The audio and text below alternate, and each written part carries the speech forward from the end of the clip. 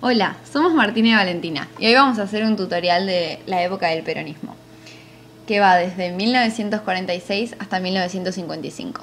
El eje que vamos a seguir durante todo el tutorial es propaganda y medios de comunicación durante esta época. Durante el golpe de Estado de 1943, efectuado por el Grupo de Oficiales Unidos, GO, Juan Domingo Perón ya comenzaba a presentar relaciones con el movimiento obrero desde el Departamento Nacional de Trabajo, el cual logró convertir en Secretaría de Trabajo y Prevención. Este se basaba en contactos entre dirigentes sindicalistas y el secretario. En 1944, el GO decide reemplazar a Ramírez, actual presidente, por Farrell, y ahí fue cuando Perón se convirtió en ministro de Guerra, y sus relaciones con los sindicalistas se afianzaron. Pronto llegó a ser vicepresidente. Por su experiencia y su formación en Europa, Perón consideraba que lo mejor era ocuparse del sector social ignorado, para evitar problemas y revueltas a futuro, influenciados por el comunismo. Por eso, durante su cargo como secretario en el área de trabajo, Perón llevó a cabo amplios cambios a nivel legal que beneficiaron al sector obrero. El papel de la Secretaría como intermediaria en la aprobación de los contratos entre sindicatos y empresarios, dándole un carácter obligatorio, el reconocimiento oficial de los activistas sindicales, lo cual provocó mayor afiliación, el establecimiento de los tribunales de trabajo, el control de cumplimiento de las jornadas laborales, la extensión de régimen jubilatorio, el Estatuto del Peón, que le daba derechos a los trabajadores rurales e intervención en las relaciones laborales en el sector, vacaciones pagas y pago de un aguinaldo. La creciente oposición del gobierno militar, sumado a la competencia general dentro de organizaciones entre los trabajadores y la marcada oposición de los sectores medio urbanos, de gran espíritu movilizador, causaron la renuncia y el arresto de Juan Domingo Perón tras la Marcha de la Constitución y la Libertad en septiembre de 1945.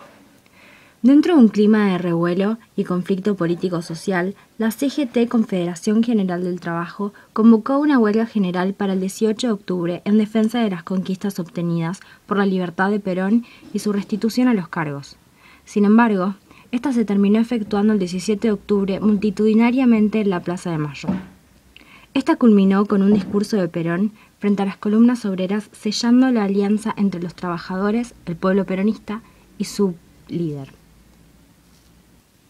El suceso fue interpretado con tonos heroicos, acomodándolo como el candidato oficial para la presidencia.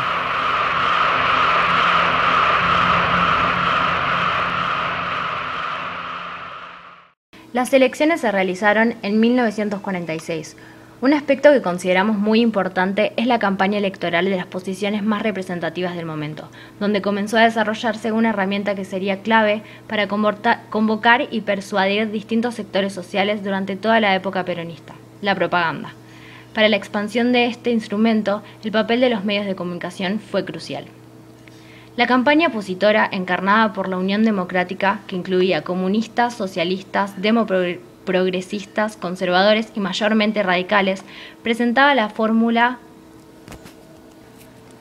radical, tamborín y mosca. Estos luchaban en contra de las decisiones oficiales y de las medidas tomadas por la Secretaría de Trabajo, pero su discurso se basaba en el combate por las libertades públicas. Parte de su campaña fue posicionar como enemigo al Partido Laborista, comparándolo con el nazismo y fascismo.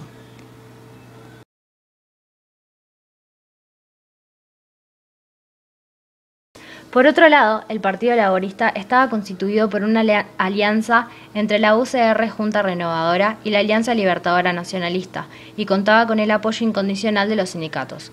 La fórmula presentada era Perón-Quijano, y la estrategia de campaña fue poner a Braden, un ex embajador estadounidense que acusaba a Perón de nazista, como representante de la oposición. El deseo de independencia económica de las grandes potencias era algo por lo que ambos partidos luchaban. Por lo tanto, el objetivo de la campaña era que la elección deba ser entre un enemigo común a todos los argentinos o Perón. Tras ganar las elecciones, Perón asume el 4 de junio de 1946 y su primer mandato fue el cenit de su vida como presidente. Con un Congreso que constaba de un bloque opositor de 44 diputados radicales y un Senado con prácticamente unanimidad oficialista, Perón comenzaba su gobierno con características de un gobierno autoritario. Los pilares en los que se basó el mandato de Perón eran las mejoras de los salarios reales, la redistribución de las riquezas, alcanzar una situación de pleno empleo, y el objetivo era mejorar la demanda interna, la expansión de la economía del país y el desarrollo social. Las principales medidas que se tomaron durante su primer mandato y que lo caracterizaron como un líder ídolo para los sectores trabajadores fueron las transformaciones de impacto electoral como ley del voto femenino, la creación del Partido Peronista, la distribución de ingresos y los controles de precios. Cuando Perón asumió el gobierno, muy pocos periódicos lo apoyaban: Democracia, El Laborista y La Época. Pronto comenzaron las medidas más variadas para combatir a los medios opositores. En primer lugar, la prohibición de papel de diario, que era totalmente importado y distribuido por el gobierno, fijando cuotas sumamente reducidas para los medios opositores. En segundo término, la utilización de la prohibición de enviar determinados diarios por correo. También los frecuentes procesos por descato contra los editores y directores de periódicos críticos, las numerosas clausuras de medios de prensa desafectados por el gobierno y finalmente la expropiación, como ocurrió con los diarios La Prensa y La Nueva Provincia en Bahía Blanca. En forma paralela, el gobierno, aplicando una combinación de presiones, tanto oficiales como sindicales, y beneficios, fue adquiriendo en forma directa periódicos, revistas y estaciones de radio. Así, por ejemplo, compró los periódicos Democracia, La Razón, Crítica y Noticias Gráficas, y el conglomerado de Ayanes, que reunía el diario El Mundo y la radio del mismo nombre. Aún así, en los medios de comunicación seguía circulando la visión antiperonista. Parte de la propaganda fue fijar como Día de la Lealtad Peronista el 17 de octubre, convocando al multitudinario apoyo y dándole un carácter de fiesta nacional, así como también se hizo con el 1 de mayo, el Día del Trabajador. De esta forma se fomentaba el sentimiento incondicional de pertenencia y protección bajo el ala de Perón. En 1949 comienza una idea de reforma constitucional, la cual se presenta movilizadora y como un nuevo campo de batalla entre el gobierno y la oposición. Para el peronismo, en la Constitución deberían ser incluidos los principios sociales que lo caracterizaban y las libertades individuales. Para la oposición era una edificación de régimen fascista con el objetivo de perpetuar en el poder. Sin embargo, por la escasa participación de la oposición dentro del Congreso, se termina conformando la reforma deseada por el Partido Peronista sin ninguna barrera. La nueva Constitución, con derechos especiales de ancianidad, como la jubilación, preámbulo con el eslogan que definía una nación socialmente justa, económicamente libre y de política soberana, principios del justicialismo ubicado en la tercera posición entre el capitalismo y el comunismo, derechos del trabajador, redistribución justa, condiciones de trabajo y vivienda dignas, esparcimiento y seguridad social y salud, promocionados por la CGT. Elección directa de senadores, vice y presidente.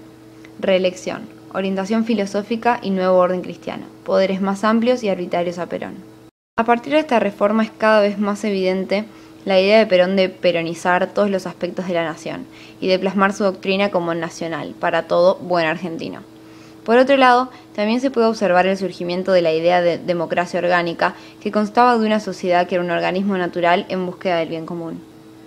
Retomando el eje de este tutorial, nos parece importante destacar que la base de sustentación del peronismo eran consideradas masas, que debían ser moldadas a través de la doctrina anteriormente mencionada. A esto se dirigía la masiva propaganda que saturaba los medios de comunicación y también un sector escolar, acompañado de un excelente uso de la palabra para atraer cada vez más apoyo. El momento en el que más visible se hace la maquinaria propagandística es en el segundo mandato de Juan Domingo, el cual comienza en el año 1952. El centro vital del peronismo y un ícono muy importante para Perón era Eva, su esposa. A lo largo de sus mandatos, esta la acompañó hasta convertirse en la cima máxima de iconografía peronista y el punto de equilibrio entre fuerzas opuestas. Al igual que Perón, esta mujer estaba llena de carisma, lo que la acercaba a la unión con los trabajadores. Si bien era considerada la encarnación del alma popular y revolucionaria, su imagen era amplificada por la propaganda. El sector donde esta era más visible y de carácter disciplinario era en la educación.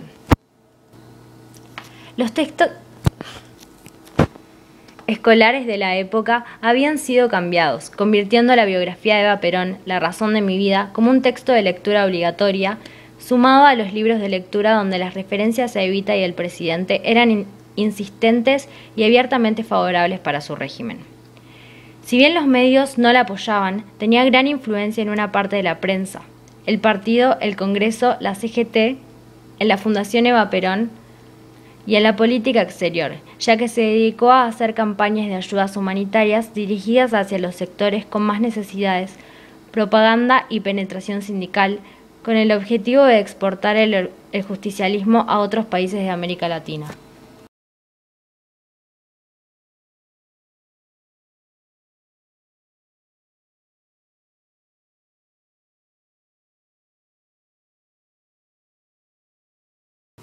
La muerte de Evita trajo una agonía en toda la Argentina y cambió el régimen, debilitándolo ampliamente. Sumado a esto, la difícil situación económica por cambios principalmente internacionales no ayudó. La Argentina se encontraba en una situación de estancamiento económico y con la necesidad de capitales y divisas extranjeros, pero el único país que tenía excesos de capitales era Estados Unidos, potencia enemiga para la Argentina.